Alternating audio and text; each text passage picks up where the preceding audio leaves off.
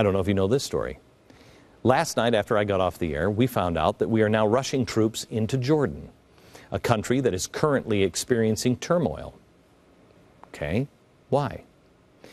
Because the Muslim Brotherhood just pressured the president of Syria, or of Jordan, to dismantle the government or else face massive Muslim Brotherhood-led protests. They obliged. Now we're sending troops into Jordan. Are we going to help the king who's a friend of ours, or are we helping the Muslim Brotherhood? Does it feel right to you that we're sending troops into Jordan? Have you heard the case being made by anyone? Why are we in Libya? Well, we're in Libya, we were told, because we have Samantha Powers, Cass Sunstein's wife, the responsibility to protect. This is something that George Soros funded, got through the entire world. Should we be in Libya? Was that the right call? What did your gut say when you saw this? Hillary Clinton laughing and bragging about assassinating Muammar Gaddafi. We came, we saw, he died. Did it have anything to do with... Is this the way that we behave in America now? Especially, we're laughing when he's being dragged through the streets. I mean, this guy was a brutal murderer. But this is French Revolution, not American Revolution. And is Libya better off now? When it comes to the Middle East and the Arab Spring and Libya and all of this stuff, whom have our actions empowered? The guys like us, the guys who like America, the guys who want to live in freedom, or the guys who despise America? By the way, we had yet another embassy worker killed in Yemen this morning. The Benghazi attack. The president comes out right away and says this was because of a YouTube film. Remember? The unrest we've seen around the region has been in reaction to a video. What sparked the recent violence was the airing on the internet of a very hateful, very offensive video. Over an awful internet video that we had nothing to do with. It was a crude and disgusting video. Sparked outrage throughout the Muslim world. This is so incredible because this furthers a Muslim Brotherhood agenda item, and that is you cannot mock Islam or Muhammad. Now, the Benghazi attacks happened on 9/11. You and I didn't need any facts to understand this was planned. It's not a coincidence that it happened on 9/11.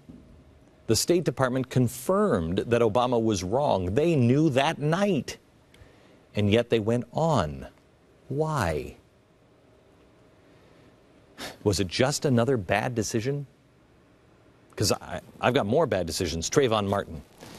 The police investigation was barely even underway when the president did something I've never seen the president of the United States ever do in a local case. He decides to throw his hat into the ring and make this a giant national story. Not to calm things down, but to stoke the fires. Remember? I can only imagine what these parents are going through. And when I think about this boy, I think about my own kids. You know, if I had a son, he'd look like Trayvon. It was quite a time and quite a statement to make when you didn't have any facts. Police acted stupidly. Solyndra. Obama rushed and pressured budget analysts to review the Solyndra loan in time for an announcement by Joe Biden in September 2009. The Energy Department said the project would go bankrupt by September 2011.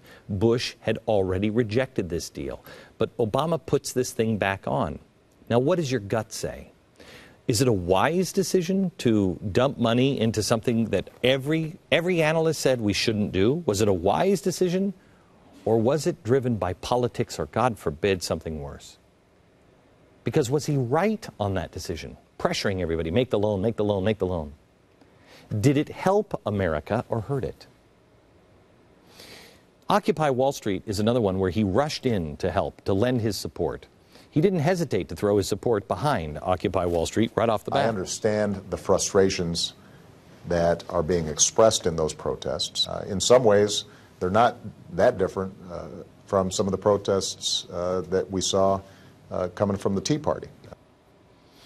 It's interesting that he did that because he never said good things about the Tea Party. He said that we were violent and everything else. And yet, this isn't.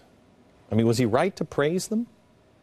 With all the violence, the filth, the drugs, the criminal acts, trying to blow up bridges in Ohio, the multiple rapes and sexual assaults. What does your gut say about this image? Keep in mind that Occupy leaders encourage rape victims to keep silent. Yet, keep in mind that this White House says it is conservatives who have a war on women. Did the Occupy Wall Street movement that the president said is good, did it lift up? Did it create? Did it inspire? Or was it its intent to tear down and divide and to destroy? Was the president right? Was he on the right side? Are they the same? Is this the same as the Tea Party? Instead of rushing to support the Tea Party, like he did with Occupy Wall Street, at first he ignored them, and then later he demeaned them. You know, those of you who are watching certain news channels that, on which I'm not very popular, and you see folks waving tea bags around. He told his supporters to get into their face. I need you to go out and talk to your friends and talk to your neighbors. I want you to talk to them whether they're independent or whether they are Republican. I want you to argue with them and get in their face. And I don't ever want you to argue with somebody or get into somebody's face. I've told you for a long time, let them be. Move on. Why would gut check? Gut check. Is that how the American president should tell people, I want you to argue with people. I want you to get into their face. Does that uplift, inspire? Does it unite? Or does that tear down, vilify, and destroy? Gut check on Fort Hood. When this happened, every American was waiting for the president to speak. He waited several hours. We waited for anyone to respond to this. And when he finally did, it was bizarre because he gave a shout out in the rally. He was in rally mode for a long time. He spent several minutes before even addressing the tragic shooting. I want to thank my cabinet members and senior administration officials who participated today. I hear that Dr. Joe Medicine Crow was around, and so I want to give a shout out to that Congressional Medal of Honor winner. Good to see you. That was his priority over Fort Hood. And when he finally did address it, he didn't call it a terrorist attack. It was later called a workplace shooting. Gut check. The Fort Hood shooter was a radicalized Muslim who killed troops while yelling Allah Akbar. He hated American occupiers. Is that a workplace incident? Was Obama right? What does your friend, your neighbor's gut say? By ignoring the real cause and seemingly not paying much respect to the victims, did Obama unite or divide Americans with his words? Who is he empowering? You and the American way? Truth, justice, and the American way? Or something else? Christmas time, the Times Square bomber. Remember this? He waited. He waited before he said anything. The Iranian uprising, he never said anything. The people needed the president's voice, and he never said anything. Osama bin Laden, a terrorist who killed over 3,000 innocent Americans, Obama had to sleep on it and considers it, quote, a gutsy call to say, yeah, let's kill Osama bin Laden. What? The BP oil spill. In the first 50 days while the spill was gushing oil into the Gulf, he hosted concerts at the White House, Kelly Clarkson and Paul McCartney. And then he put a moratorium on offshore drilling. Was that the right decision? Waiting to investigate Benghazi, he vowed to find the killers and bring them to justice weeks after the event. But FBI agents weren't allowed to investigate the scene for weeks after the event.